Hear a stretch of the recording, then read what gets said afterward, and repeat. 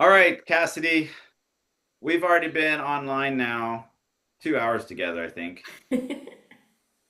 And we decided now, after a little conversation, we're going to keep going. We have the energy, we have the time, and we want to record ourselves a little bit in a conversation because there's been a lot of things brewing. And we've been working hard over the last couple months. We've been thinking hard, and we've had lots of conversations and hard conversations about where we're at on things. And the reason we're smiling about it, I think, and excited is because we just got off a conversation, not with ourselves, but with the speakers for the upcoming festival in the Netherlands in Yeah, the November. Breakwater Festival. Should I pull up the announcement? Yes, Let me make we sure. have announced it.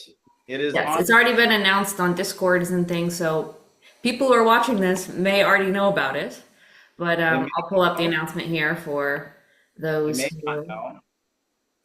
Oh, pardon the lag. You can tell this was a last minute idea because. There we go. So yeah, there it is. Breakwater Festival 2025, November 7th through the 9th in the Netherlands, Culemborg. Yeah, with our featured speakers, Joe Foley, Nathan Jacobs, and Yella Houseman. There we go. Yeah. We just talked to them, and so they were also in that format a little bit in the Zoom call in their little boxes. But we actually had almost an hour and a half discussion where we all introduced ourselves, but spent a great deal of time talking about the theme and talking about the community experience of being in person together at a festival. And it got me really excited because you never know when you meet new people, especially people that aren't necessarily familiar with, let's say, estuary or breakwater. Are they excited to be part of it? Are they standoffish, reserved? But I think they all expressed in their own way how meaningful it is to do conversation in person, and that really got me excited. So I think one of the things that we want to just touch off right away while it's fresh in our mind is that we always work with the speakers to come up with a theme. We come up with um, something that we usually try to give something to them what they can grab onto to talk about. But a lot of like the contours of it, the direction of it, that comes from a lot of times these mini little estuaries that we have ahead of time with the speakers. So I don't know. Why don't you start us off? What are some of the things that really jumped out to you about, let's say, the topic that we've chosen and what you feel like they got excited about to talk about? Yeah, should we say the topic? Should we? Well, I think we should because Yeah. after that, after we spent an hour and a half, I was like, I don't think we can do anything else except that topic. Yeah. So the official theme is cross-pollination. And we're still working a little bit on the wording exactly how, it's going to go, but really kind of trying to figure out how do we navigate a world of diversity and how do we do that well.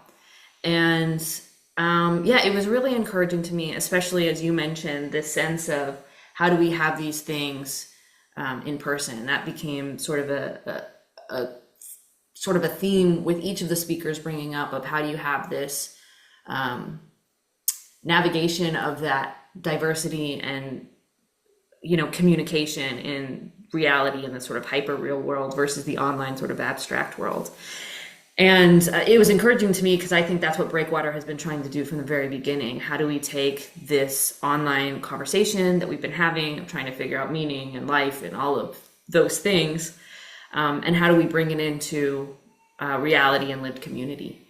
And yeah, we've had lots of conversations about what it is we're doing with Breakwater and how we're doing that. And so there is something wonderful about seeing that it's not just our own little insular corner that is having a need for or a felt need for these kind of conversations and those things. And yeah, it gets me really excited about the event this year, but hopefully what it might mean if that event is successful for what we could do in the future with Breakwater to continue that sense of this cross pollination, because estuary is very much this weird place where we're trying to facilitate diverse conversations, but not in a commercial or artificial way. Like we really are just trying to, and not in sort of a wooey, unity way that's like a false unity of like diversity where everybody's right and whatever, but like, yeah, the hard parts of the diversity and being challenged by those things and not losing humanity in, yeah, in the participation of people thinking very different things than you do. And so I'm really interested to see where they go with it and how it's gonna play out and reflect the mission that we have as an organization in putting on these festivals and helping these in-person estuary communities throughout Europe. Yeah. I mean, I learned a couple of things from their interaction with each other. They're all way smarter than me. Ditto. But also how each of them brings a very unique set of questions and perspectives to the table. Well, I've always said I'm happy to be the dumbest person in the room because Yeah, there's a lot to learn there. I think what got us going was the word diversity, which is everywhere. I think it has many like axioms of like how it's used. You can use it in terms of politics and in ethnicity or culture or even sexuality. It's a word that has creeped in everywhere. Yeah. And yeah, we talked a lot about it. Is that a inherent good in itself, or why does it feel mushy at times, or where's the discussion around authentic diversity in a world that is hyper connected? Uh, um, it is this kind of hyper culture that tends to elevate diversity in a Right. sense, and, Well, and and yeah, so that sense that, is diversity always good? Because that's sort of the modern assumption in like the pop culture frame, right? Like, oh, diversity, diversity, diversity. It's like, well, is it always good in having that challenge? And I do think we get that challenge quite often with the estuary sense of people being very um, cautious about how we are approaching these conversations of trying to bring people from different backgrounds together to have conversations. And yeah, I think that's a valid question of like where is diversity good, where is it bad, how do we navigate that well? And yeah, that's yeah, it's very interesting. It opens up a lot of doors to interesting places you can go with that. yeah.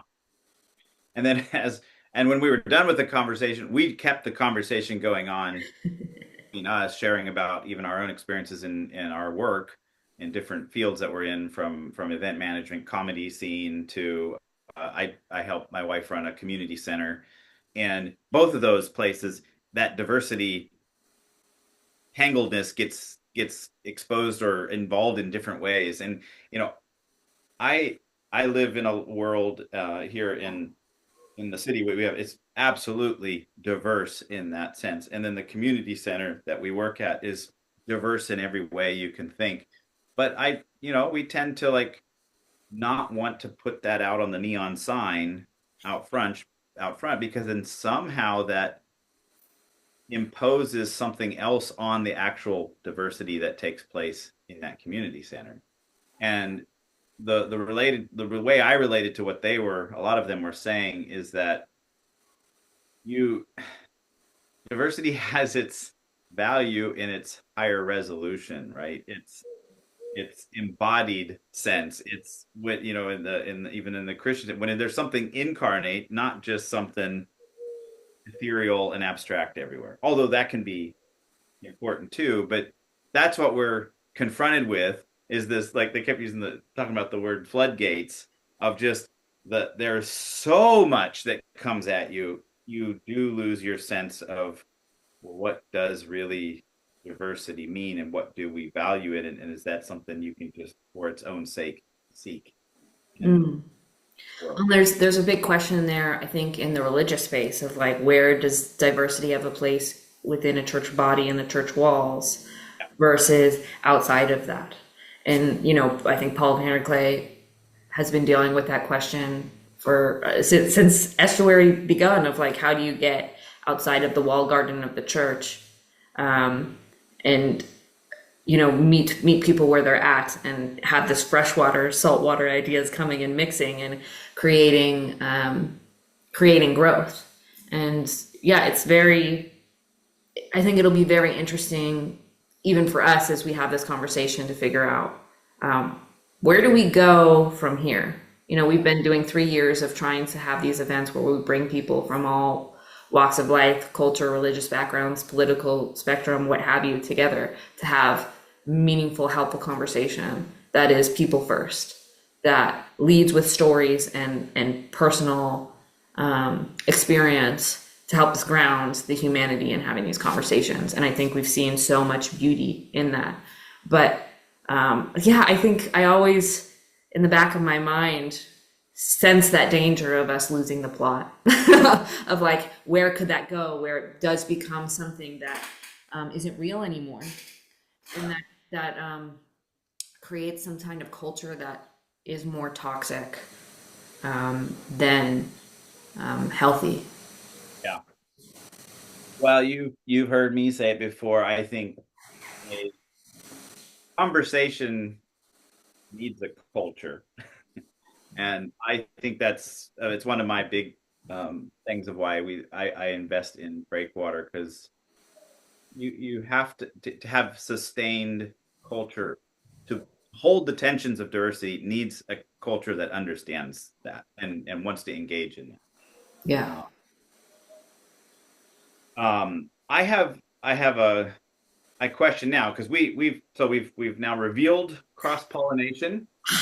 We're stuck with it. I'm just aware that, like, that's kind of like what estuary means too. So I was like, are we? No, I think we're digging in more about what's at the core of what estuary is about, and we'll talk about it in a different way. This idea of cross pollination, but that's the form of it is estuary, right? The salt and seawater coming together. It's been there from the beginning. So maybe this is one of those things. Now we just need to put out and talk more robustly or explicitly, because that's part of all of these things, but we haven't really talked about it as much, right?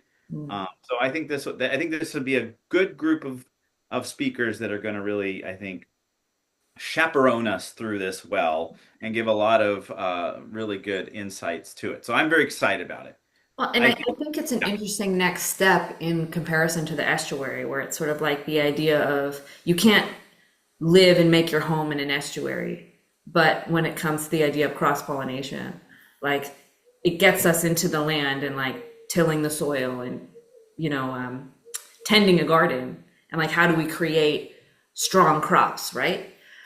So there's something interesting in that development. I think thematically for where we're going of like we're leaving the waters and entering into the land where you're building real life communities and where things are being lived. And yeah, I think that the three gentlemen we have sort of headlining the are, chaperones.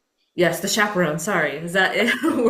We're creating new terminology for how we call our people. Sherpas? No, I No, think, yeah, chaperones.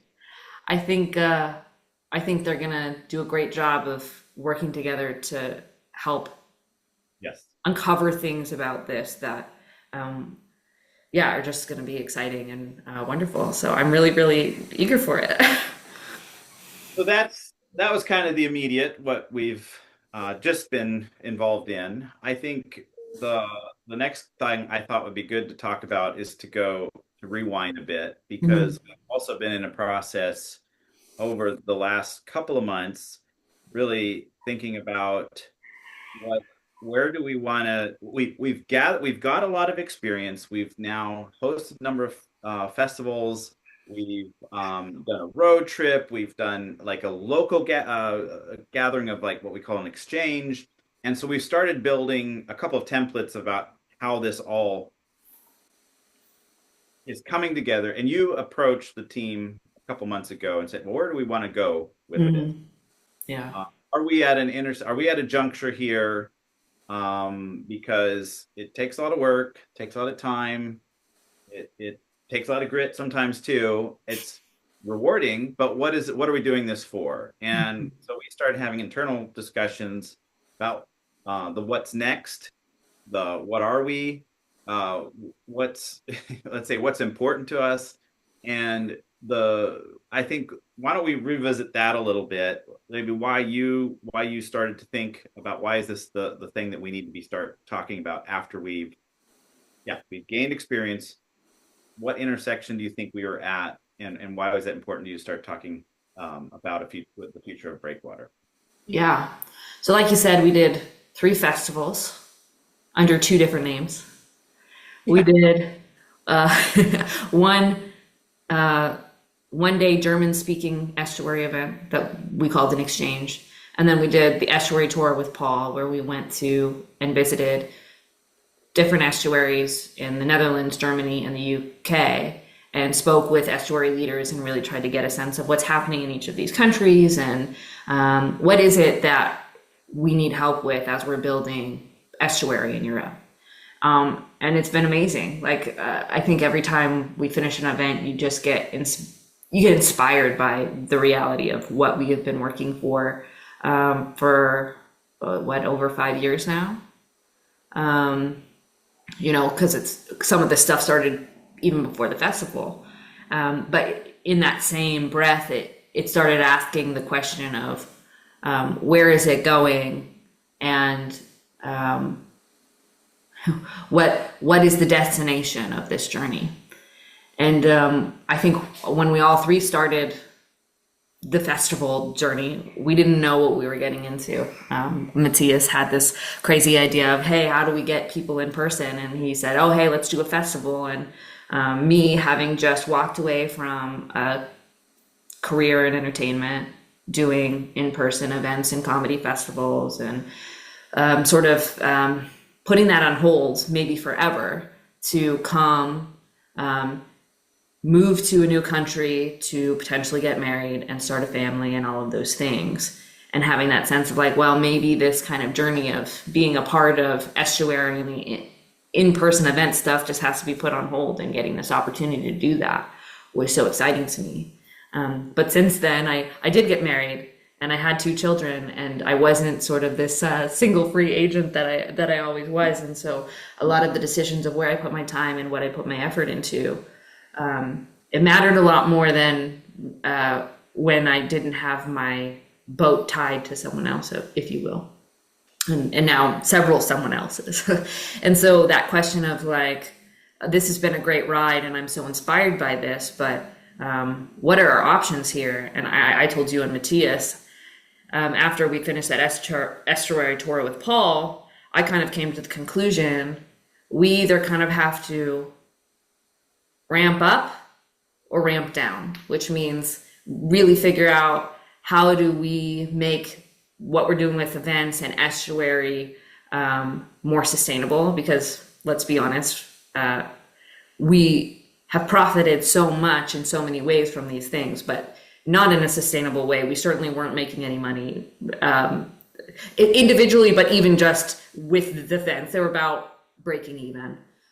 We were gaining a lot in community and relationship and all of those things, but with the way our lives were changing and the responsibilities, it was expanding to a way where it was like, we either figure out how to make the financial part sustainable and, make that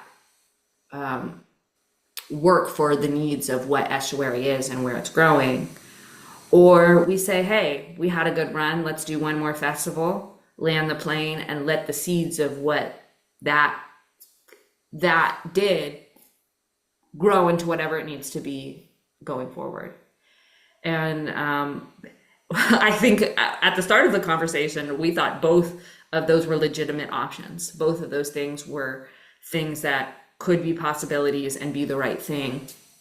But after much more talking, I think we all decided to close it down and just let the 2025 festival be the last festival.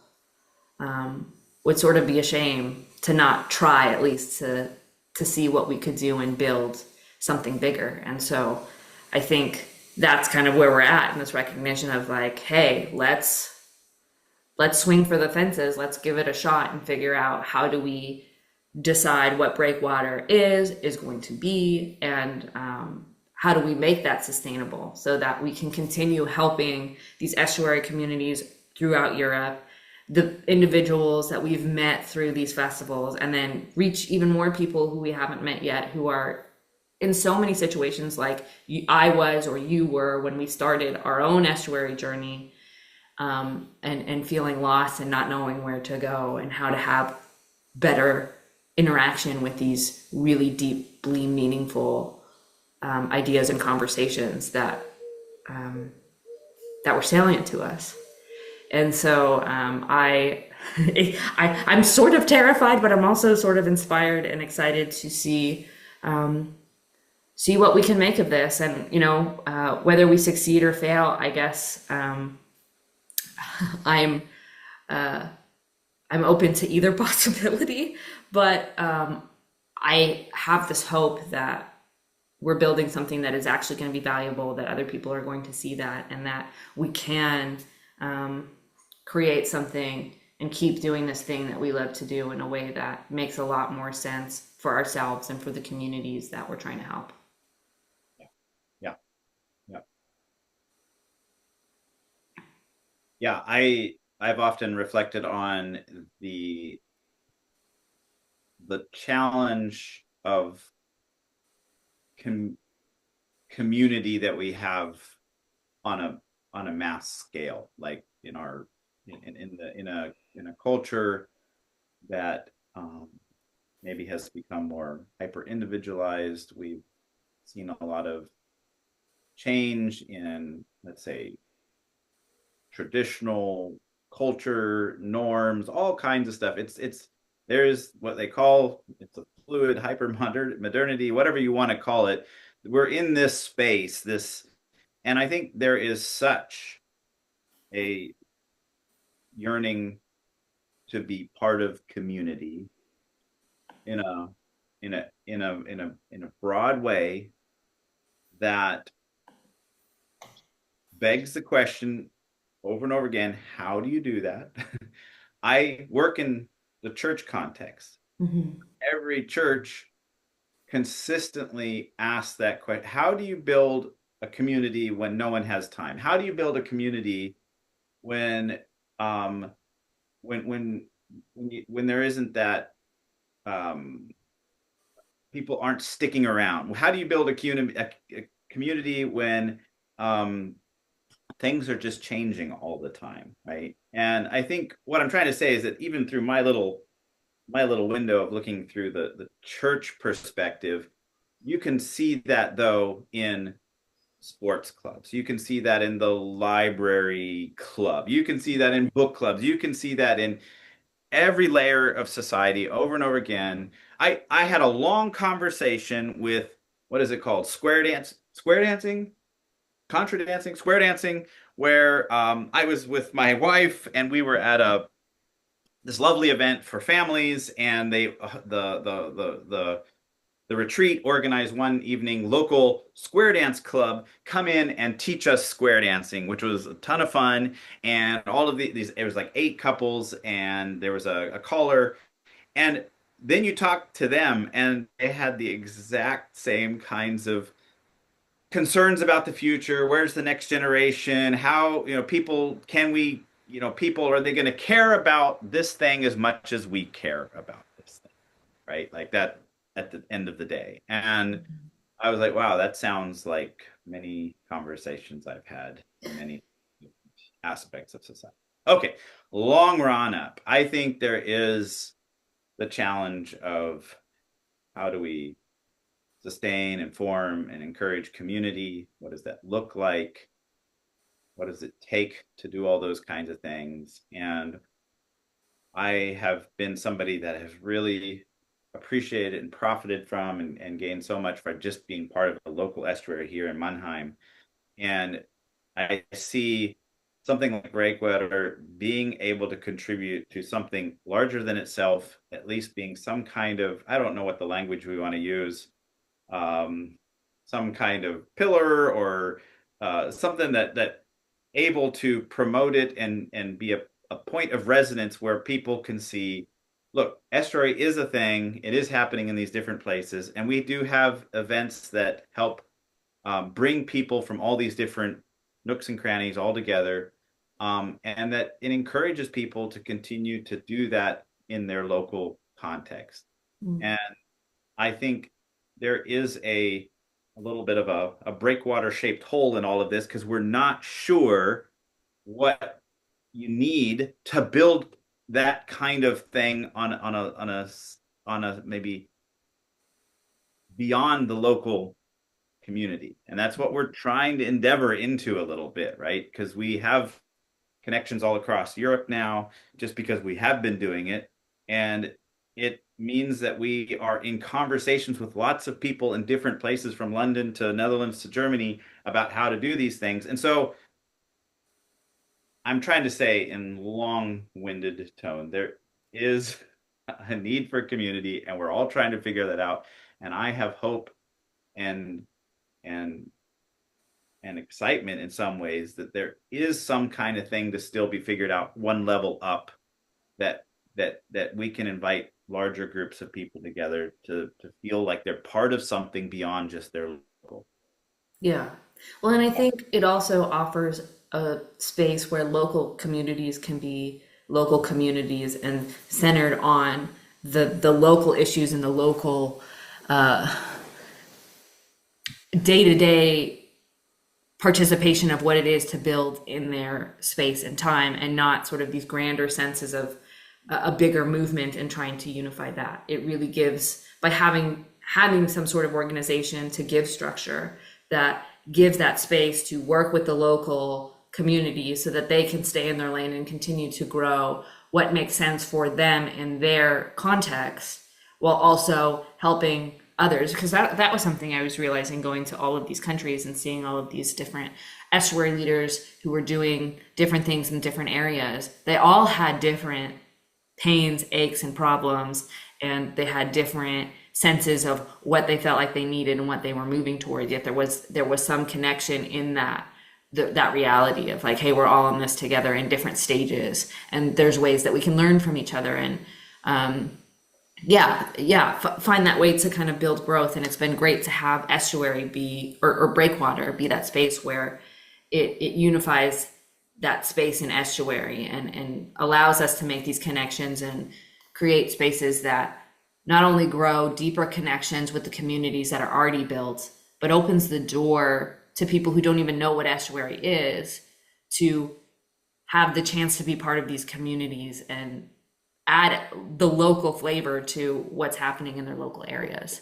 And, it's just been lovely to see the way that people have been inspired, whether it's in estuary community or outside, to get more grounded and participating in their local communities in all of these different ways.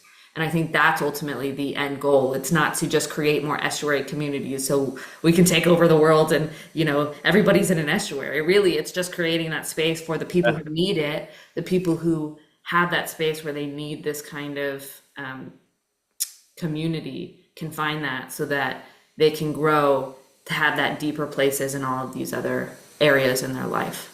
But yeah, with so much of our lives being on the internet and being raised by, www dot, I think we've lost that sense of how do we even begin this? And I think there's an interesting thing happening in these estuary groups where we're trying to work together to recapture that, figure out how do we build healthier communities and do that in this sense of like so much diversity and confusion in what it is that is really meaningful. But at the end of the day, I have conversations with my husband all the time about all of these things, and he was talking to me about how you can't really build healthy community surrounded or centered around just the idea of community. It has to be something more. And I think that's a big question that I think we're still trying to put words to in estuary, is what is that something more? There is that something more because you're seeing these groups, especially like the German community is a great example, growing and sustaining and coming and having this really grassroots natural community growth and beauty that's coming from it. But how do you communicate what's happening there? What's that bigger overarching thing that's connecting that community and creating that health? That's a really interesting thing, and I do think this year's theme is gonna help us Yeah. dig into those questions. Yeah, and maybe get some better words and some better answers for it. Yeah. I hope we're, yeah, I hope we're building a different culture in this world and that it's a way that you can participate differently in culture, right? Like it's a different access to the diversity that's there, right? And it's more grounded. So I have really enjoyed the estuary experience and hope that others can as well. And it's I always say to people, it's a form, it's a method, it's a way to talk, but really what it does is bring people together and you start seeing the magic of like what happens when people can talk and relate and find commonality in a whole different way. Doesn't matter. And so, yeah, we have very diverse group in Germany in Yeah. our mining one, but that often makes it sometimes challenging, but it makes it exactly worth it in some ways to do all that. Hmm. Let me shift a little bit because we've talked a little bit what we just experienced with the speakers. We've gone back a couple months in our process, and now we're standing on the cusp and kind of right in the middle of thinking about the next phase and kind of thinking not just in terms of this festival because that's a first stepping stone for a number of things that we've been thinking about over the last number of months and years almost. And I think it would be good to maybe share a little bit of snapshots of what we're going to be doing in terms of a crowdfunding, and then what are those things that we're hoping to gain support for down the road, um, as we think about this kind of thing that we feel compelled to like be part of and to and to bring about into this world. Yeah. Yeah, no, I think that's good. I think maybe the best way to do that, I'll just pull up the little document that we're sort of working on and kind of walk through a little bit. We're probably doing this a little bit backwards, but I guess for Okay. anybody who doesn't really know Breakwater is, wants more clarity about that, I think yeah, it might be good to get a sense of um, what is it really and where we're going. So let me pull that up. I was going to chide you for you said this the sort of working on. I think that is underselling. Oh shoot. Oh, this has been a passion project. So Oh wait, hold on. I'm messing up the view. Hold on. Can you see my screen? I can see your shared screen. I might have to cut this little part, make it a little smoother, but that's okay. Or I'll just put it all in. Who Oh, knows? that's what everybody. This is every Zoom meeting, anytime, anywhere. Oh Wait man. a minute, I gotta share my screen. Wait, which one am I sharing? Okay, share. You can see this. Yes. Um, let's present full screen. Can I? There. It's a full screen. Oh, look at professionality. Ah, wow. I am a real professional here.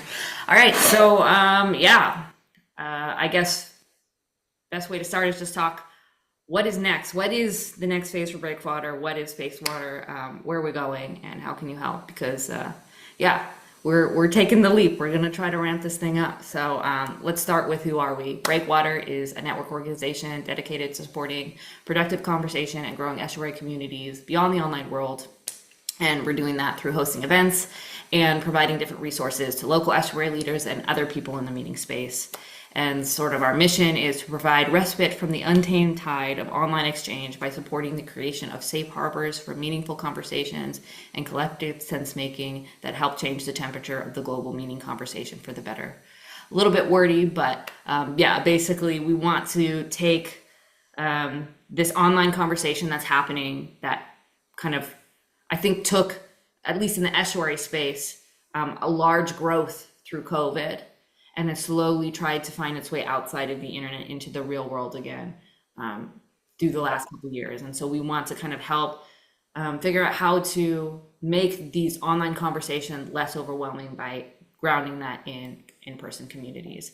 And I think we're trying to aim to do that in a hybrid model of estuary. So basically, we want to use these different types of participation, virtual and local, with different events to help take what is happening online and ground that in local communities. Because as much as we respect and love what has happened online, we don't think that this thing that is happening is going to be sustainable unless we ground it in real in-person communities that can be lived everyday life together. And so yeah, finding a way to bridge those two things and honor the online part of this, but having that sort of be aimed towards the local participation. And we're going to do this in a couple different ways. So we obviously have our in-person events. We are also are going to try to introduce some virtual events, and then hopefully through that create some online resources that can help people growing and building estuary, understanding the culture, understanding the communities, and understanding how to do that in their local areas. At this point, we have three kind of different offerings that we've developed and how we're doing this. We obviously have the Breakwater Festival, which is our 3-day annual international festival, brings people from all walks of life to hear speakers and participate in estuary and just make connections. And it's always in English. And yeah, it's always been very international. We've had people from all over the world, different cultures, living in different countries, and it's been a beautiful thing. But we also want to recognize that because we are so multicultural, there are some things that doing this stuff in English that can't reach local communities. So last year we introduced something we call the Breakwater Exchange, which is just one-day events that are aimed at supporting local estuary communities and their local language. So it's very similar to what we have done with the festival in previous years, but really aimed at that local participation and making sure that it's happening in the language that most people are speaking within those estuary communities. And something that we haven't done yet, but that we're in development on, is Breakwater boot camps. And these are sort of interactive online experiences for people wanting to develop and grow estuary and other sort of things in the meaning exploration space. We've got an ambitious idea of what that could look like in the future.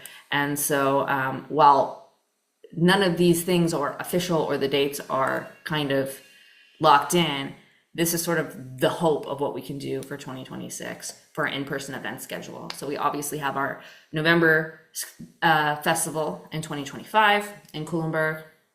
And then we want to do 3 exchanges and 1 more festival for next year. So all of these are in different stages of development, but it seems as though there is a potential to do our first exchange in Germany in February, followed by an exchange in the Netherlands in April, and then our festival in June 2026. Location to be decided. There are a lot of internal conversations about what that'll look like for festival, but yeah, we're still open to figuring out where that is, but ending the year off with the Breakwater Exchange UK.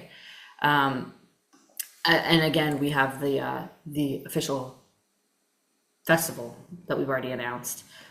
Yeah, with our speakers, we have Joseph Foley from Unsolicited Advice, sort of YouTuber. He has a Substack, sort of an agnostic camp, but really interested in having cultural conversations, and yeah, very, very smart, very well educated. And then Nathan Jacobs, who I think a lot of people in the estuary space already know him, but Eastern Orthodox, filmmaker, artist, philosopher, has a YouTube channel, Nathan Jacobs podcast, lots of interesting conversations about theology and such. And then Jelle Houseman, who is a local Dutchman here, has a project called Europe at Midnight. Really exciting things. that he's thinking about of where is the church going, how is it affecting Europe, and all of those things. And so I think these three people are going to be really great together in trying to figure out how we do those things. And to host the events, we're actually going to be having it at a venue called the Helderlandfabriek in Culemborg. It's a cultural and arts event center right next to the train station. It's a full service event center, so it's definitely taking it a step up from what we've done before of working in community centers and scrapping it together with a group of volunteers to make this happen. But we think that it makes sense because what we've decided is that we want to make the festival a bit more, how would you say it, David? A bit more robust and sort of be able to grow as we grow.